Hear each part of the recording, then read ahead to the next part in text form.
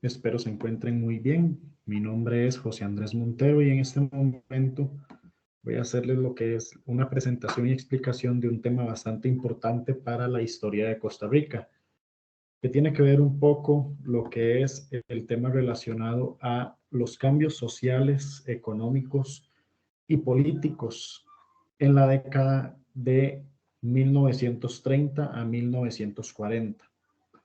Una década la cual fue bastante convulsa porque la primera mitad del siglo XX estuvo plagada de muchos eventos importantes que realmente dieron un rumbo distinto a la historia y por supuesto cambiaron completamente el Estado costarricense.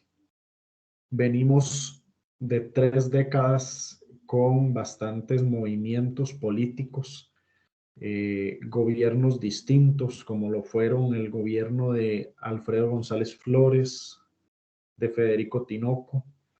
Venimos de la década de los 20 y de los 30, épocas en las cuales surgieron muchos movimientos sociales, grupos de trabajadores que estaban luchando en favor de los derechos de las personas. Por eso vamos a abarcar estos cambios, estas situaciones de importancia que nos van a llevar a serias consecuencias no solo para la segunda mitad del siglo XX, sino para la actualidad, a principios del siglo XXI. Primero, poniéndonos un poquito en contexto, es importante indicar que la década de 1940 en Costa Rica se caracteriza por una mayor crisis en la economía y con grandes repercusiones a la población.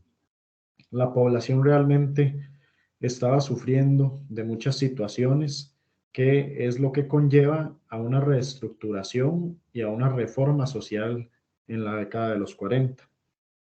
Por ejemplo, veníamos arrastrando lo que es las consecuencias de la crisis económica de 1929, la cual creó una disminución en las exportaciones, no solo de Costa Rica, sino a nivel mundial.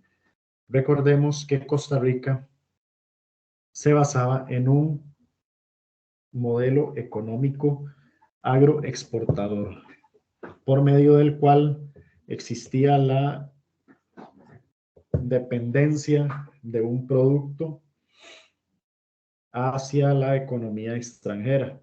Venimos de una economía en crisis, veníamos saliendo de la Primera Guerra Mundial y luego, al ser Estados Unidos la principal potencia a nivel mundial y al entrar en crisis dicha potencia con la caída de la bolsa de valores, por supuesto que todos los países periféricos que dependían de los demás van a entrar en crisis. Es por lo tanto que disminuye la exportación del café y el banano.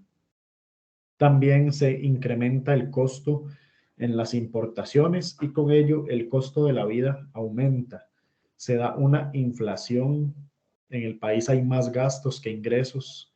El deterioro en las condiciones de vida es increíble. Los trabajadores tienen condiciones deplorables, la población también.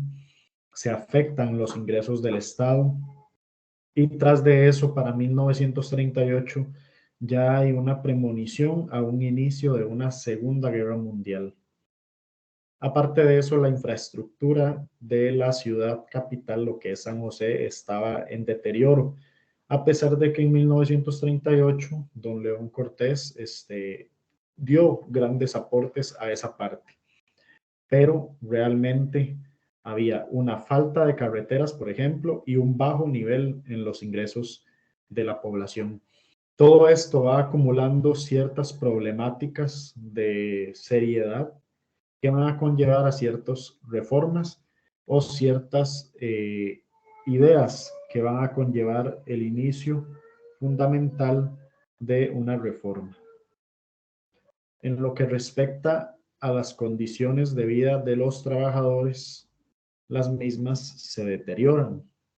Las condiciones de vida con respecto al desempleo, como mencionábamos anteriormente, que hay un déficit gigante, hay muchos trabajadores desempleados, hay bajos salarios, muchos son trabajadores de lo que son bananeras, cafetales y otro tipo de poblaciones que se van a ver afectadas por el bajo o mínimo salario. Hay niveles increíbles de pobreza.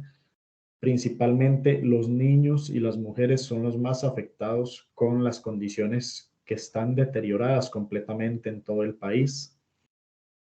Aparte de eso, también hay una falta de vivienda. No hay acceso a vivienda y por eso muchos no tienen ese privilegio. No hay tampoco servicios de acueductos, por lo tanto hay falta de agua en muchas poblaciones del país. Y también por esa misma falta de agua hay condiciones insalubres en toda la población. No hay situaciones por las cuales se puedan haber lavado de manos, una forma por la cual las personas se puedan bañar todos los días, el lavado de dientes y demás. Entonces son condiciones muy insalubres a las que se sometieron los costarricenses en esas décadas principales. De hecho, es muy importante que la situación de los trabajadores eh, no solo es la problemática, sino a nivel social, las tasas de mortalidad eran muy elevadas. Eran muy pocos los niños que de verdad lograban sobrevivir después de salir del vientre de la madre. El derecho al voto, por ejemplo, en la parte política era exclusivo solamente para hombres y no todos los hombres participaban porque no todos estaban informados también. Y aparte de que no todos estaban informados, habían otros que no tenían ese derecho, porque uno de los requisitos principales también era saber leer y escribir. Y la tasa de analfabetismo en el país era muy alta. El feminismo era visto como un símbolo de degradación también. No cabía en la cabeza de ningún costarricense una manifestación de la mujer exigiendo o pidiendo sus derechos. Por lo tanto, era algo nuevo en el país también, junto con las luchas que se dan en esa época. No existían garantías electorales, no habían instituciones tampoco que regularan el proceso electoral. Por lo tanto, el sistema electoral podía padecer de fraudes, podía padecer de situaciones que destiñeran lo que es el proceso democrático en Costa Rica. Con respecto a la condición de vida de los trabajadores, es de suma importancia analizarlo. La mayor cantidad de hombres se dedicaba a diversos trabajos que conllevaban lo que es la artesanía. A muchos eran zapateros, vendedores, cafetaleros, muchos trabajaban en fincas bananeras o se encontraban en situaciones similares. Se da un nuevo rostro a los trabajadores que se va gestando desde la década de los 20. Las clases populares se unen y forman el Partido Comunista con el objetivo de expresarse contra las diversas injusticias del modo de vida de los trabajadores. Los artesanos y operadores de manufacturas buscaban más atención de parte del Estado, en un momento en el que muchas pequeñas empresas se encontraban al borde de la quiebra. Los campesinos pobres reclamaban el acceso a las tierras privadas o tierras aún sin colonizar y se manifestaban ante los distintos monopolios existentes. La Segunda Guerra Mundial provoca los más grandes desajustes en la economía costarricense, provocando movimientos sociales, huelgas, manifestaciones sindicales y una gran inestabilidad política. Esto nos deja ver bastante la situación de los trabajadores en esa época. Una época que no es solo de los 20, sino que llega hasta los 40, un pueblo que poco a poco va creciendo en descontento, hasta que llega una figura al poder que ofrece una situación más favorable para esos trabajadores. Recordemos también ese acceso a las tierras de los pequeños trabajadores. Muchos eran quitadas por el enclave. Por ejemplo, lo que fue la United Fruit Company expropió muchos campesinos, quitó muchas tierras y dejó a muchas personas en condiciones bastante deplorables. Todo esto va haciendo que el descontento de los trabajadores vaya aumentando y que conlleve sobre sí un esfuerzo por una lucha social y laboral que se va evidenciando también por medio de la fundación de lo que es el Partido Comunista, donde se dan lo que son las principales luchas en favor de los trabajadores, donde se logran también bastantes avances en lo que es el salario mínimo, en jornadas laborales y en un posible, código de trabajo donde se fomenten las principales garantías sociales. No solo los trabajadores fueron afectados por esta situación del siglo XX, sino que también las mujeres fueron bastante afectadas en lo que fue la crisis y también el descontento de la población. Recordemos que la mujer era el sector o un sector muy vulnerable ante esta situación. Muchas mujeres, o más bien la cultura tica de la primera mitad del siglo XX era una cultura realmente machista. La mujer se tenía que encargar de las labores del hogar, de la enseñanza de los hijos, de los valores, el cuidado de los niños, las labores domésticas, todo esto, y no poseía ningún tipo de derecho, ¿verdad? Recordemos que las mujeres no podían ni siquiera emitir el derecho al voto, el derecho al sufragio, incluso no podían andar por la calle ellas solas sin su marido, por ejemplo. Todo esto fue cambiando gracias a gran cantidad de luchas sociales. Algunos antecedentes importantes. A inicios del siglo XX, en todo el mundo, se inician los grupos feministas organizados. No es una situación solamente de Costa Rica, es una situación que se va a ir organizando desde principios del siglo XX a lo largo de toda Europa, Asia, Norteamérica y luego llega esa influencia, proceso de la globalización a Costa Rica.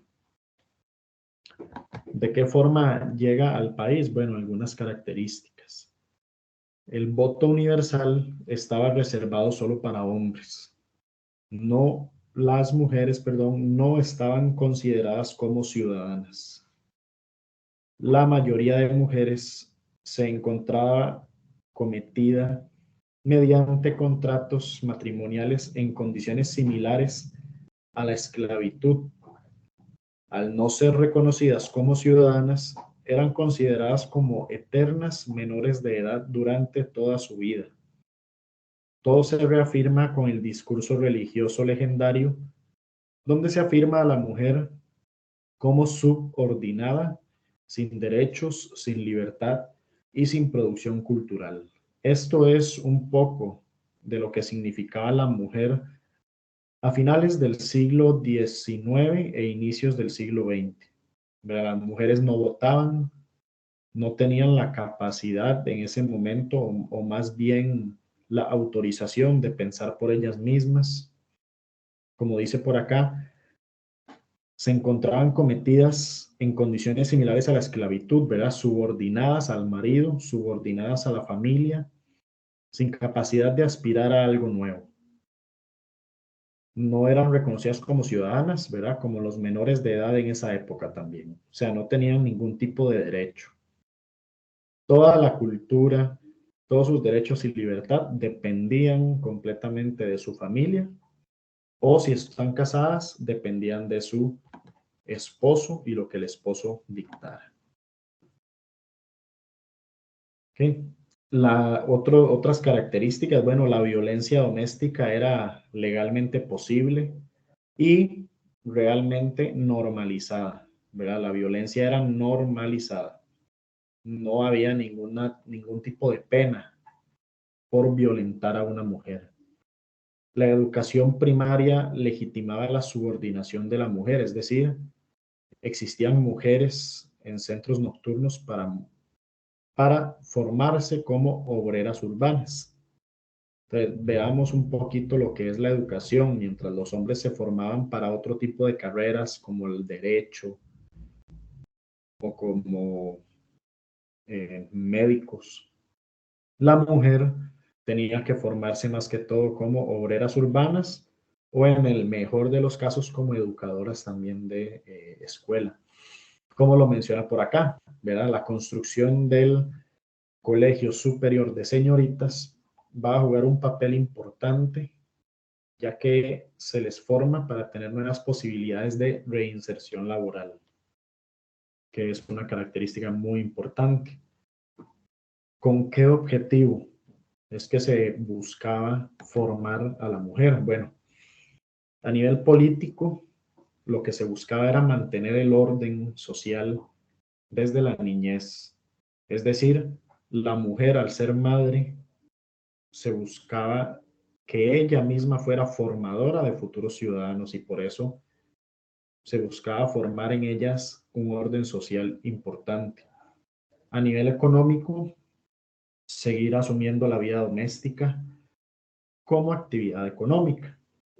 Y a nivel social, bueno, la transmisión de valores. Ese era el principal papel de la mujer que luego iba a formar como madre. Formar y transmitir los valores ciudadanos a los hijos. Ese era el principal papel. Pero la educación viene a reformar todo esto. Y es también en esta situación donde empiezan a surgir madres que realmente se interesan, perdón, mujeres que realmente se interesan por los derechos y empiezan también a formar luchas que van a transformar Costa Rica. Vamos a verlo, por ejemplo, las luchas de la mujer en el Partido Reformista. Muchas veces hablamos del Partido Reformista y pensamos solo en trabajadores hombres, pues existieron mujeres participando en esta área del Partido Reformista. Jugaron un papel fundamental en esas luchas, apoyando a Jorge Bolio, por ejemplo, en todos los ideales del reformismo que traía consigo la libertad, la paz social y el orden. Un aspecto sumamente importante es la fundación de la Liga Feminista en 1923, algo que realmente escandalizó a todos los costarricenses al formarse por primera vez en la historia del país una liga en favor de los derechos de las mujeres. Era un grupo formado por mujeres de clase media y alta, la mayoría graduadas del Colegio Superior de Señoritas. En imagen tenemos a la presidenta de esta liga, que es Ángela Acuña, es la primera mujer graduada y abogada del país. Y como vicepresidenta a Esther de Merceville, que fue directora del Colegio Superior de Señoritas. Estas dos mujeres son las que inician ese movimiento de Liga Feminista en pro de los derechos y la lucha social de la mujer en el mundo. ¿Qué características tiene este movimiento feminista en el país? Bueno, tenía muchos objetivos, pero vamos a analizar los principales. El principal objetivo es el reconocimiento de derechos sociales, civiles y políticos. Sociales, ¿por qué? Porque como decíamos anteriormente, la mujer era subordinada del hombre. Se necesitaba luchar por esa libertad y esa independencia. A nivel civil, no eran reconocidas como ciudadanas, como mencionamos anteriormente, y a nivel político, poder acceder al derecho al voto. En 1924, ellas mismas se opusieron a una ley donde indicaban una diferencia entre el salario del hombre y el salario de la mujer. En 1925 solicitan al Congreso el acceso al sufragio y también se da lo que es la libertad sexual. Es muy importante analizarlo de 1925. ¿Por qué? Porque muchas veces pensamos que el derecho a la mujer al voto se gestó en la década de los 40. No hay que desacreditar a la Liga Feminista. En 1925 es donde se da la primera lucha por acceder al sufragio. Y por supuesto, en el Partido Comunista, las mujeres tienen un papel sumamente importante. Grandes mujeres se unen a la lucha social y a esas reivindicaciones. Por ejemplo, entre ellas están Carmen Lira, Luisa González, Adela Ferreto, Emilia Prieto, Lilia Ramos. La lucha principal del Partido Comunista fue la participación de la mujer en el movimiento popular y en las reformas sociales. Y por supuesto, las maestras van a jugar un papel principal en el establecimiento de una mejoría educativa. Por ahí es donde empezamos gestando este proceso de transformación social y cultural en el país. Son muchas las mujeres que son claves en este papel, como mencionamos a Ángela Acuña, a Esther de Mercedil, y así muchas mujeres que podemos enumerar que de verdad lucharon por esa consolidación de la independencia en Costa Rica. Por eso, el principal objetivo de esta clase es analizar cómo fue esa lucha social de los trabajadores y las mujeres para lograr lo que actualmente se vive en Costa Rica, una democracia plena donde hombres y mujeres tienen los mismos derechos. Todavía hace falta trabajar mucho en esta situación, pero es algo que se está trabajando y que actualmente es importante reconocer que no fue en 1950 o en la década de los 40 donde se consolidó la democracia completa, sino que ya fue gracias a unas luchas sociales dirigidas por ciertos sectores, como lo fueron los trabajadores, los sindicatos, los gremios y por supuesto el papel tan importante de la mujer. Muchas gracias.